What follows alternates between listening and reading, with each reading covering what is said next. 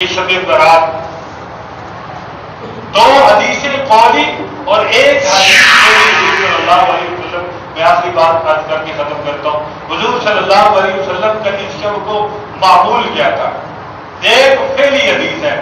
حضور صلی اللہ علیہ وسلم ایک رات حضور صلی اللہ علیہ وسلم حضرت عائشہ رضی اللہ عنہا کی حجرے میں حضور صلی اللہ علیہ وسلم آرام فرما رہے. حضرت عائشہ فرماتی کہ رات دیر کی بات ہے, ایک دو کا ٹائم تھا. میری اچانک آنکھ کھلی اور میں نے بستر پہ دیکھا حضور موجود نہیں. تو میں حضور کو تلاش کرنے کے لیے نکلی. میرے سب سے پہلے ذہن میں تھا حضور مسجد میں ہوں گے. مسجد میں گئی, حضور نہیں تھے. باہر نکلی, مسجد کے بالکل ساتھ ہی بقیع الغرقد یعنی جنت البقیع کا وہ جو قبرستان تھا وہ تھا. حضور صلی اللہ علیہ وسلم قبرستان سے واپس آ رہے. میں نے عرض کیا رسول اللہ صلی اللہ علیہ وسلم آپ اتنی رات اٹھ کے کدھر گئے تھے؟ فرمایا رسول اللہ صلی اللہ علیہ وسلم نے کہ میں سو رہا تھا, میں آرام کر رہا تھا کہ جبریل امین آئے اور انہوں نے مجھے اطلاع دی کہ آج کی شب اللہ کی رحمت اور مغفرت کی بارش برس رہی ہے. تو مجھے خیال ہوا کہ یہ جو قبرستان میں مردے ہیں اللہ کی مغفرت اور رحمت کے سب سے زیادہ مستحق وہ ہیں. میں قبرستان پہنچا اور ان کی مغفرت کی دعا کی. تو حضور کا عمل کیا ہے؟ رات کے وقت قبرستان جانا, سحری کے وقت قبرستان جانا اور مردوں کے لیے بخشش کی دعا کرنا, یہ حضور صلی اللہ علیہ وسلم کا عمل ہے.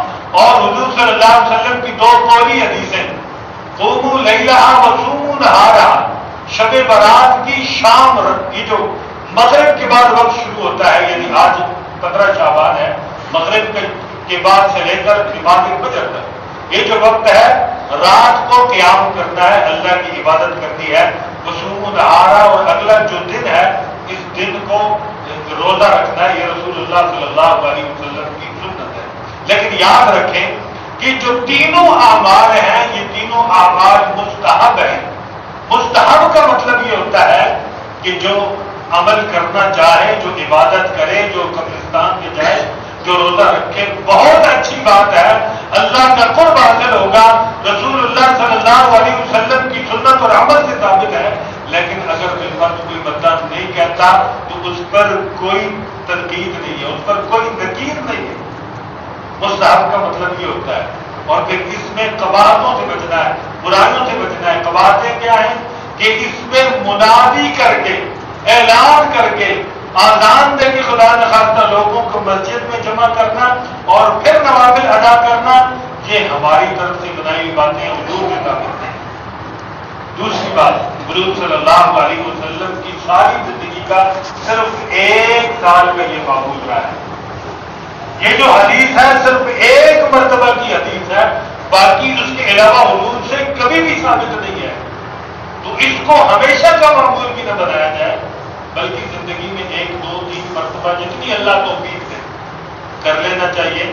اور پھر اس کے لیے تداعی لوگوں کو جمع کرنا, یہ تو بالکل ہی جو ہے وہ یاد رکھیں اہل سنت والجماعت احناف کے ہاں نوافل کے لیے جمع کرنا جائز نہیں ہے. اور ایک اصول یاد رکھیں. اصول کیا ہے؟ اصول یہ ہے کہ فرائض علی الاعلان ہوتے ہیں, نوافل چھپ کے کیے جاتے ہیں. یہ اصول ہے. فرائض علی الاعلان پڑھنا افضل اور زیادہ ثواب کا کام ہے. فرائض کے جتنے حج فرض ہے علی الاعلان ہوگا, نکاح اگر فرض ہو گیا علی الاعلان ہوگا, نماز فرض ہے علی الاعلان ہوگی, رمضان المبارک کے روزے علی الاعلان کیے جائیں گے.